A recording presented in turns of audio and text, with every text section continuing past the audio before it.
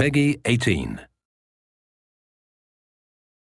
Previously on Brotherhood Diaries. Rome is 3 times the size of Florence, so it made sense for us to introduce the horse in the city. As a player, you totally get to customize your own assassin.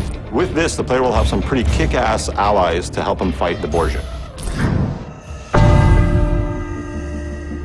The papal troops march across the countryside, conquering the cities of Italia one by one.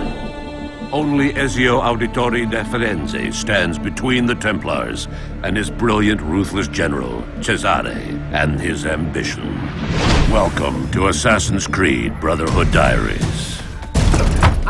In Assassin's Creed Brotherhood, Ezio is facing his toughest foe ever. Cesare Borgia is the perfect nemesis. And basically, he can do whatever he pleases. He's got unlimited resources, being the general of the papal armies. He's really, really ruthless, and truly Ezio's biggest challenge to date. To unite Italia, I must have every institution under my control. He's trying to take over the whole country and unite it under the Templars. In Assassin's Creed Brotherhood, there's Cesare, who's your main target, but he's helped by 3 generals. The Duke de Valois, he has a huge army which helps Cesare make his law in Rome. Juan Borgia, who is in charge of the money, so Cesare uses this money to wage his wars. And Micheletto, who is Cesare's personal assassin. So we dedicated 1 full sequence of gameplay to learn a little bit about their backstory, how their influence is corrupting Rome and everything. So you'll get to experience a constant build-up where in the final showdown, you get to track down your final prey and kill him. Well, it's a well-known fact that Leonardo da Vinci ends up working for Rodrigo Borgia. And one of the things that Rodrigo wants to do by taking over the world is build these fabulous war machines. And we created whole missions around them where you have to go find the plans, destroy them, get the machine. You actually get to use it and then destroy it so that the Borgias can't use these war machines in their fight.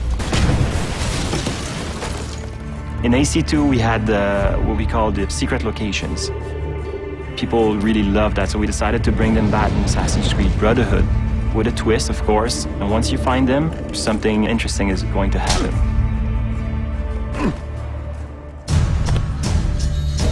And then there's gadgets like crossbow that I've wanted to use since AC1. Now we have it in the game with upgrades on it. There's also the parachute, which is based off one of Leo's drawing that will permit you to glide if you jump from high enough buildings.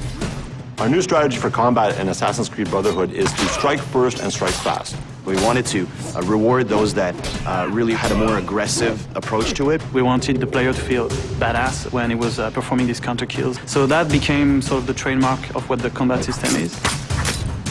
You may have noticed there are now enemies with guns. If you know a bit of the history of Rome and of Leonardo, those assets end up in the hands of the Borgias. So what you have is now we have enemies that are a lot more aggressive, but at the same time, Ezio is a lot faster of a fighter. The Papal Guards are basically the ultimate elite guards that we're going to have in Assassin's Creed Brotherhood. Their sole purpose is to kill Ezio. They're super brutes, they're super agile. They'll sucker punch you all the time. They'll have 2 people hit you at the one time. So they have the best of all the other archetypes. So it's all about mastering not only the combo system, but also mastering your defensive strategy and your offensive strategy as well. The coolest move I've seen is this extremely violent move with both the sword and the gun. Once you have it in your hands, it's something unbelievable. It's really fast-paced, it's really visceral. Basically, you get to kill somebody with a sword, and then you get to shoot his head with a gun. That's pretty violent. Next on the Brotherhood Diaries. You're going to go to a harbor in Naples. You're going to experience an entire other country. You're going to get to go to Spain. Another really cool aspect of the multiplayer of Assassin's Creed Brotherhood is the fact that now that it's the person that you're chasing, it's a lot more unpredictable, and they're a lot smarter than any AI that you can ever make.